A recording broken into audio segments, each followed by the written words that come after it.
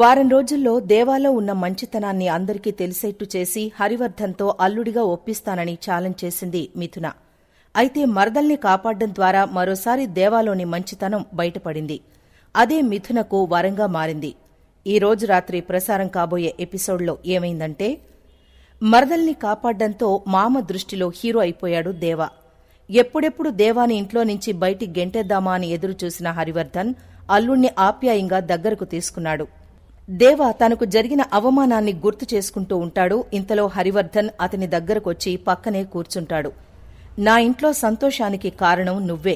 ఒకప్పుడు నిన్ను అరెస్టు చేయించి కొట్టించాను. జీవితాంతం జైల్లో పెట్టించాలని అనుకున్నాను. అందుకు ఎవరైనా బదులు తీర్చుకోవాలనుకుంటారే తప్ప భుజాన్ని భరోసాగా ఎవ్వరూ ఇవ్వరు. మాకు కన్నీటి కోత లేకుండా చేశావు. ఆడపిల్ల ప్రాణాలు కాపాడి తనకి 100 ఏళ్ల భవిష్యత్తునిచ్చావు. థ్యాంక్యూ అని దేవా భుజం తడతాడు హరివర్ధన్. నువ్వు చేసిన సాయానికి థ్యాంక్స్ అన్నది చాలా చిన్న మాట అంటూ దేవా 2 చేతుల్ని పట్టుకుని నీకు రుణపడి ఉంటాను దేవా అనంటాడు హరివర్ధన్. ఆ సీన్ చూసి ఉప్పొంగిపోతుంది మిథున. అనంతరం కూతురు దగ్గరికెళ్లి పనిలో పనిగా ఆమె భుజం కూడా తడతాడు హరివర్ధన్. ఇక మిథున పరుగు పరుగున దేవా దగ్గరకొచ్చి అతని భుజంపై వాలిపోతుంది. ఈ క్షణం కోసమే నేనిన్నాళ్లూ ప్రయత్నించాను, పోరాడాను. నువ్వెంత మంచివాడివో నాకు తెలుసు. ఆ మంచితనం మా నాన్నకు కూడా తెలియజేయాలి అనుకున్నాను. నీపై ఉన్న చెడు అభిప్రాయాన్ని తుడిచేయాలని అనుకున్నాను. దేవా కంటే గొప్ప వ్యక్తిత్వం ఉన్నవాడిని నా కూతురికి భర్తగా తీసుకురాలేను అని మా నాన్నకు అర్థమయ్యేలా చేయాలనుకున్నాను. ఇన్నాళ్లు గెలుస్తానా లేదా అన్న భయం ఉండేది. ఈరోజు నేను గెలిచాను దేవా, నన్ను గెలిపించావు దేవా, లవ్ యూ దేవా, లవ్ యూ అని దేవా భుజం మీద వాలిపోతుంది మిథున. ఇక ఇద్దరూ కలిసి తెలుసా తొలిసారిగా మనసే గెలిచా అనే సాంగ్ వేసుకుంటారు. ఆ తర్వాత మిథున హరివర్ధన్ దగ్గరికెళ్లి కాళ్ల దగ్గర కూర్చుంటుంది. పైన కూర్చోమ్మా అని హరివర్ధన్ అంటే, పర్లేదు నాన్నా, ఏ కూతురికి తండ్రి పాదాల కంటే గొప్ప స్థానం స్వర్గం మరొకటి ఉండదు అంటూ పెద్ద బిస్కెట్ వేస్తుంది. నాన్నా చిట్టి అన్నట్టుగా చూస్తాడు హరివర్ధన్. ఇక మిథున మంచి చెడుపై ప్రవచన స్టార్ట్ చేస్తుంది. అటు తిప్పి ఇటు తిప్పి మేటర్ దేవా దగ్గరకు తీసుకొచ్చి అతను తోపు తురుము అని చెప్తుంది. దేవా ఒక ఆడపిల్ల విషయంలోనే ఇంతలా ఆలోచించాడు కదా, ఇక కట్టుకున్న భార్యను ఇంకెంత జాగ్రత్తగా చూసుకుంటాడో మీరే ఆలోచించండి నాన్నా. మీ భయానికి ఆధారాలు లేవు, కాని నా నమ్మకానికి నేనే సాక్షి నాన్నా. తెలిసి ఓ రౌడీ చేతుల్లో నా కూతురి భవిష్యత్తును ఎలా పెడతాను అనేదే కన్నతండ్రిగా మీ బాధ. నాన్నా, రౌడీ అనేవాడికి ఎమోషన్స్ ఉండవు, కాని దేవా అలా కాదు నాన్నా. తన వాళ్లు బాగుండడం కోసం తన భవిష్యత్తును త్యాగం చేసేవాడు. జైలుకు వెళ్లడానికి సిద్ధపడేవాడు. అలాంటివాడు రౌడీ ఎలా అవుతాడు నాన్నా?